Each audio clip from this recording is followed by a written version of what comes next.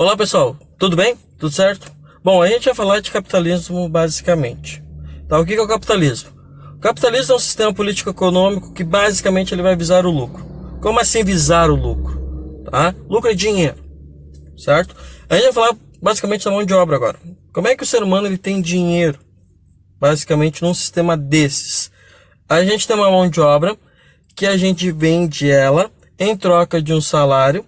Esse salário vai ter um valor específico, logicamente, vai ter muitas coisas que vão impactar. E este salário ele vai nos dar um poder de compra, um poder de consumo, ok? Dentro dessa situação, o sistema capitalista ele vai ter uma coisa que muitas vezes é criticada, que é uma sociedade dividida em classes sociais, de A a E. Quanto maior for o teu poder aquisitivo, quanto maior for o dinheiro que tu tem e tudo mais, o teu salário, maior serás a tua classe social. Mas falando em capitalismo, a gente tem que fazer um gancho lá atrás para entender como isso começou. Essa é um breve resumo, ok? O capitalismo ele tem um início basicamente logo ao final do feudalismo. Ele vai passar ali pela questão do capitalismo comercial no caso, né? No período das grandes navegações. O que vai acontecer com isso? Nas grandes navegações, nós vamos ter a troca de mercadorias entre colônia e metrópole, basicamente. Após disso, a gente vai para o capitalismo industrial.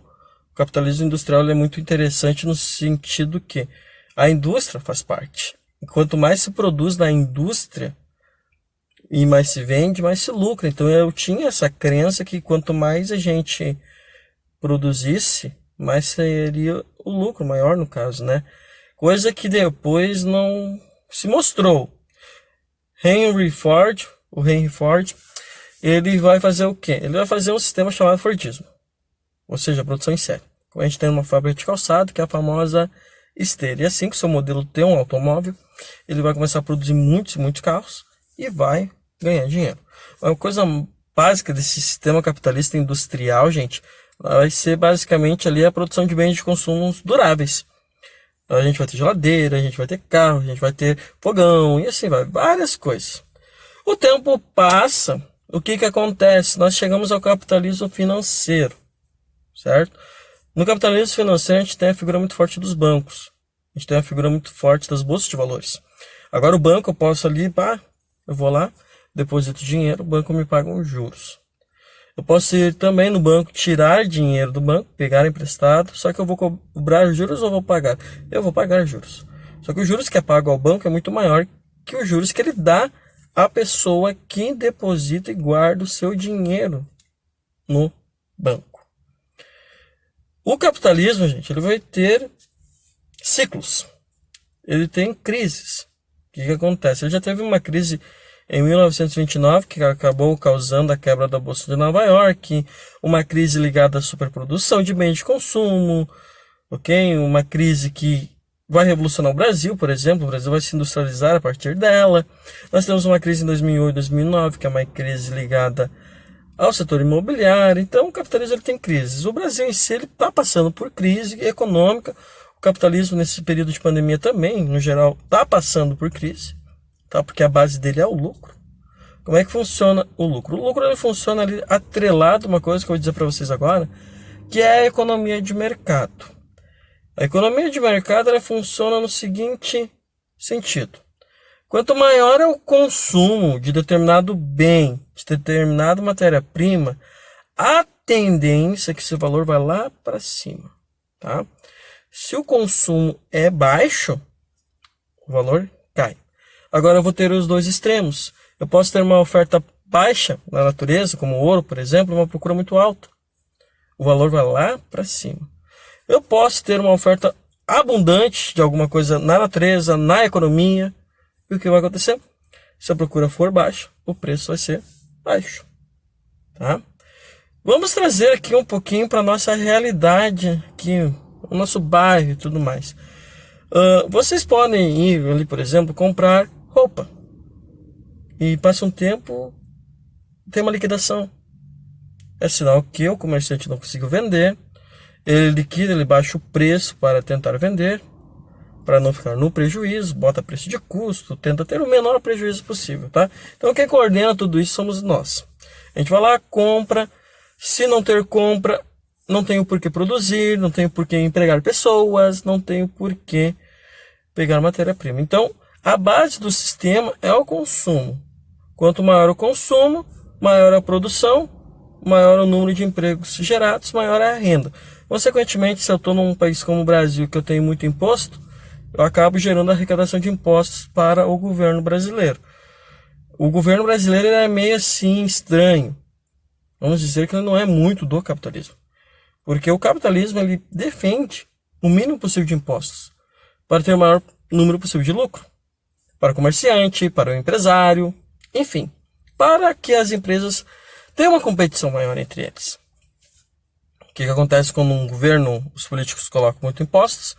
O preço ao natural, ele eleva, o que acaba diminuindo o poder de compra de toda uma população. O Brasil tem uma carga tributária grande? Tem. É só o Brasil no mundo? Não. O problema é que no Brasil a gente não tem o devido retorno ao povo, o imposto que é pago por ele mesmo. Ok? Vamos falar de comércio então, no que tange tudo isso. A gente está aqui no comércio local. O que se defende hoje, ainda mais no período de pandemia? Comprar coisas produzidas no bairro, na cidade, no comércio local.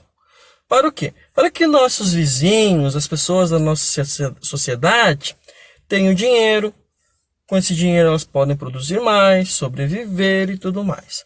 É lindo? É show? É. Mas tem um outro lado da história aí, pessoal. O mundo hoje capitalista, ele não funciona sem uma coisa chamada empresa transnacional. São as grandes marcas. Basicamente são elas que estão pelo mundo aí lucrando bastante.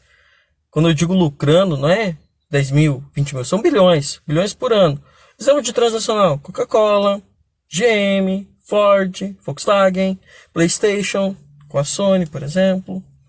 Microsoft ali com outro videogame, o Xbox. Jogos, tudo é assim, certo? Como é que é uma empresa transnacional? Ela geralmente tem uma sede num país desenvolvido e acaba então colocando filiais aqui e ali em várias partes do mundo. Com qual objetivo? Lucrar. Obviamente é lucrar. Se lucra com a matéria-prima barata dessas nações, mão de obra barata, incentivos fiscais, como baixo imposto, terreno de grátis, e assim vai. E assim a empresa vai lucrando. É legal isso? Bom, é uma empresa grande, tá? Quanto que ela gera de emprego? Quanto que ela deixa de imposto? Às vezes os incentivos que ela ganha, o microempresário da nossa região não ganha. Olha que doido isso, né? Enfim, então quando vocês comprarem as coisas, procurem coisas produzidas no bairro, certo? Continuando a nossa breve aula sobre capitalismo. Se eu ficar aqui falando tintim por tintim, a gente vai horas. Mas vamos adiante. Além disso, a empresa transnacional ela usa outros métodos de ganhar dinheiro. A publicidade, utilizando jogadores de futebol, utilizando artistas, mexendo com os nossos sentimentos, com o nosso ânimo, tentando fazer sempre a gente consumir. Outra forma, ela usa a questão descartável. Ela produz, por exemplo, produtos que têm um tempo, um prazo para funcionarem e depois estragam. Ou porque estraga mesmo, ou porque vai ficar obsoleto em tecnologia. O nome disso que eu digo para vocês chama-se obsolescência programada. Certo? Questão de programada. Lembra lá do Fordismo? Hoje nós temos o Toyotismo. O Fordismo, tu produzia, depois vendia. Agora não. No Toyotismo é o lema just in time. Ou seja, na hora certa. Vamos produzir aquilo que foi pedido, para ter o mínimo possível de prejuízo. Ok? Quanto ao capitalismo, essa questão de consumo e tudo mais. Lembrem, quanto maior o consumo da humanidade, desde a minha casa até o mundo todo, maior a produção de lixo. E o que faz com esse lixo? Quanto maior o consumo, maior a produção de energia poluída, poluentes. A gente usa mais energia no caso. Certo? E quanto à nossa política dentro da nossa casa. Primeiro, a gente procura, além de comprar no comércio local, A gente tem que ter tempo, pesquisar os melhores preços, gastar o mínimo possível, gastar o necessário. Quando a gente vai comprar algo, como um produto durável, um carro, uma TV, qual que seria sempre o melhor caminho? Pesquisar pelo melhor preço e o pagamento à vista. Por que o pagamento à vista? Porque o pagamento à vista ele vai te dar desconto geralmente e ele não vai fazer tu pagar juros.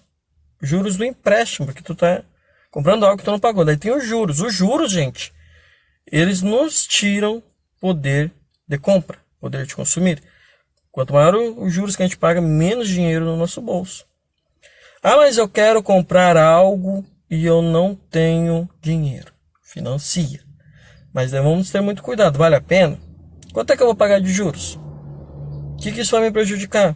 Quanto do meu salário eu vou destinar? Enfim, são várias perguntas que a gente tem que ter na nossa mente. Alguns caminhos que a gente pode tomar. A gente pode ser paciente, esperar uma liquidação, comprar coisas mais baratas, não ser afobado, evitar de fazer contas e sempre que possível guardar dinheiro. Por que guardar dinheiro é importante? Porque o capitalismo ele é cíclico. Uma hora ele está produzindo, outra hora ele está gerando desemprego. O que acontece? Acontece que eu posso ficar sem dinheiro, eu tenho que guardar esse dinheiro. Por que eu digo que o capitalismo é cíclico? Aqui, vamos explicar o Brasil 2008 e 2009. Para encerrar essa aula. 2008 e 2009, o mundo estava caindo nos pedaços. Isso.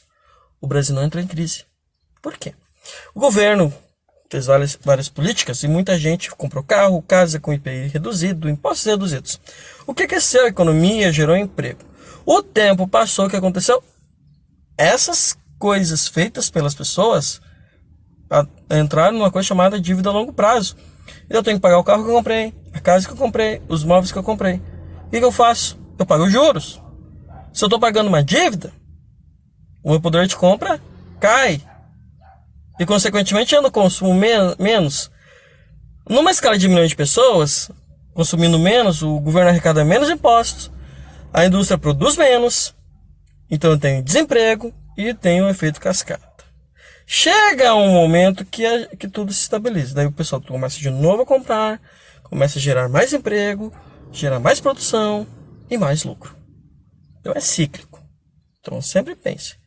Comércio local, guardar dinheiro, evitar dívidas, não pagar juros, pagar o mínimo possível. E se for possível, se vai gastar, gaste em liquidação. Lembre sempre a dica que eu dou. Dinheiro é trabalho. Trabalho é tempo de vida. O dinheiro que eu tenho em mãos é o tempo de vida que eu gastei para adquiri-lo em mão de obra. Forte abraço. Tamo junto.